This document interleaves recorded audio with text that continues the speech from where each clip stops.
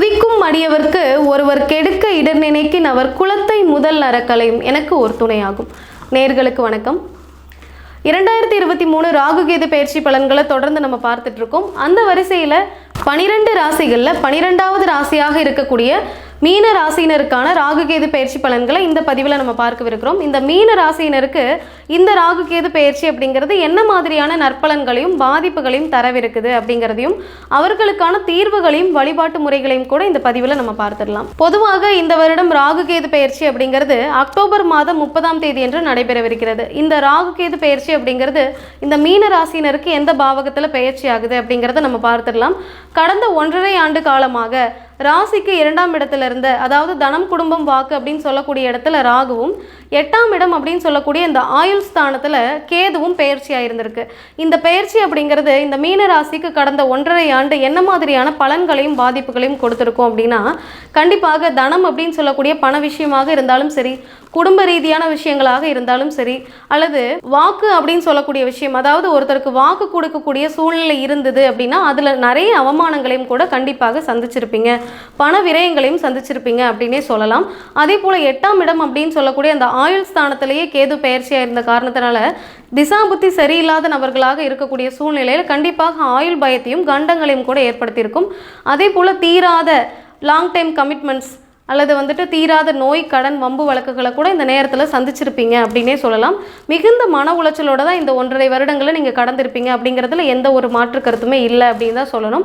இந்த வருடமாவது இந்த ராகுகேது பயிற்சியாவது நமக்கு நல்ல பலன்களை கொடுக்குமா அப்படின்னு பார்க்கும் பொழுது 2ஆம் இடத்துலேருந்து ராகு அப்படிங்கிறது ராசியிலேயே சஞ்சரிக்கக்கூடிய காலமாக இருந்துட்டு இருக்கு அப்படின்றதுனாலையும், அதே போல் ராசிக்கு 7ஆம் இடத்துல களத்திரஸ்தானத்தில் கேது பயிற்சி ஆகுது அப்படிங்கக்கூடிய காரணத்தினாலையும் சரி, இந்த ராகு கேது பயிற்சி அப்படிங்கிறது ராசியிலேயே சஞ்சரிக்கக்கூடிய ராகு அப்படிங்கிறப்ப நம்ம மேலேயும் சரி, நம்ம கூட இருக்கக்கூடிய குடும்ப உறுப்பினர்களோ அல்லது நண்பர்கள் மேலேயும் சரி கண்டிப்பாக நம்பிக்கை இல்லாத ஒரு சூழ்நிலை அப்படிங்கிறது ஏற்படும். நம்ம மேலேயே நமக்கு ஒரு பயம் அப்படிங்கிறது, பய உணர்வு அப்படிங்கிறது ஏற்படும். அதே போல் பார்க்கக்கூடிய எந்த ஒரு நபராக இருந்தாலும் சந்தேகப்படக்கூடிய சூழ்நிலை, அதாவது இவங்க நம்ம கூட பழகிறது உண்மையான ஒரு விஷயமாக தான் இருக்கா, இல்லை அவங்க நம்மளை ஏமாத்துறாங்களா அப்படிங்கிற ஒரு எண்ணங்களை எல்லாம் கொடுக்கக்கூடிய ஒரு சூழ்நிலையாக இந்த ராகுகேது பயிற்சி இருக்குது அப்படின்னு சொல்லலாம். ஏற்கனவே கடந்த 1.5 ஆண்டு காலமாக நிறைய பிரச்சனைகளையும் சந்திச்சிருப்பீங்க அப்படிங்கிறதுனால குடும்ப உறுப்பினர்களும் நண்பர்களுமே எதிரிகளாக பாவிக்கக்கூடிய ஒரு சூழ்நிலை அப்படிங்கிறது உங்களுக்கு இருந்திருக்கும். இந்த ராகுகேது பயிற்சியிலுமே ராகு ராசியிலேயே சஞ்சரிக்குது அப்படிங்கிறதுனால கண்டிப்பாக மறுபடியும் அதே சூழ்நிலை இருக்குது அப்படிங்கிறத தான் நம்ம சொல்லணும். அதே போல் முக்கியமான உறவினர்கள், அதாவது ரத்த சொந்தமாக இருக்காங்க, ரத்த உறவினர்களாக இருக்காங்க, அல்லது கணவன் மனைவி, இல்லை முக்கியமான குடும்ப உறுப்பினர்கள் அப்படிங்கிற ஒரு சூழ்நிலையாக இருந்தால் மட்டும் நீங்கள் அவங்களோட பயணம் பண்ணலாம்.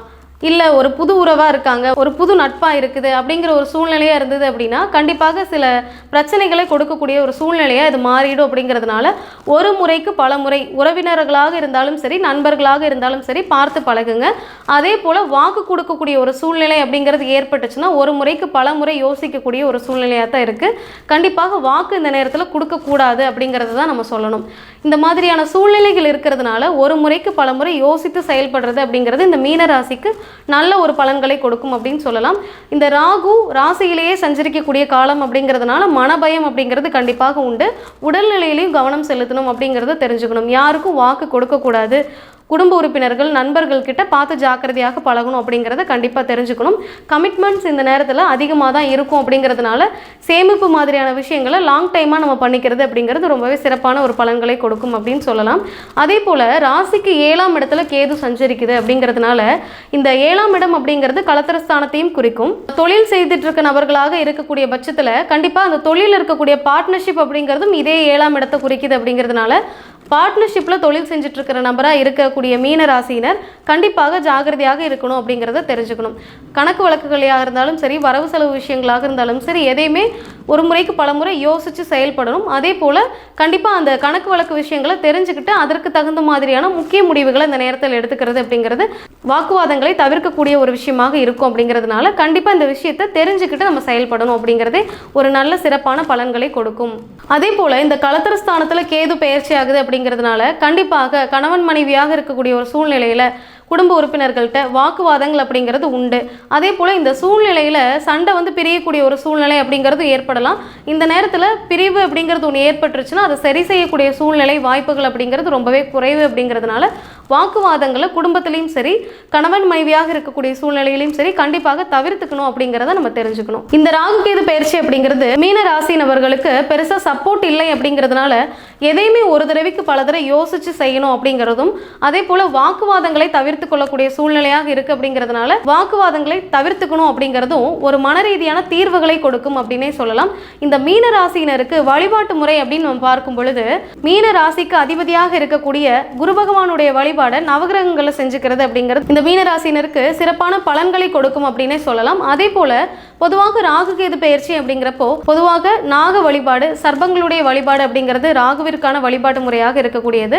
அதே போல கேதுவிற்குரிய வழிபாடு அப்படின்னு எடுத்துக்கும் பொழுது விநாயகருடைய வழிபாடு, காளி துர்காதேவியினுடைய வழிபாடு எடுத்துக்கிறது அப்படிங்கிறதும் ரொம்பவே சிறப்பாக இருக்கும் அப்படின்னே சொல்லலாம். வியாழக்கிழமை நாட்களில் இந்த வழிபாடு எடுத்துக்கிறது அப்படிங்கிறது உங்களுக்கு சிறப்பான பலன்களை கொடுக்கும் அப்படின்னே சொல்லலாம்.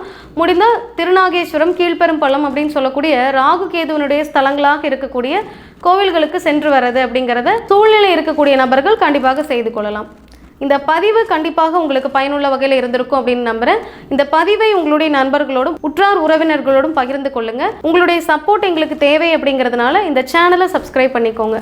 ஆன்மீகமும் தர்ம சிந்தனையுமே அவருடைய வாழ்க்கை பாதையை கட்டாயமாக மாற்றும். நன்றி. Fearless.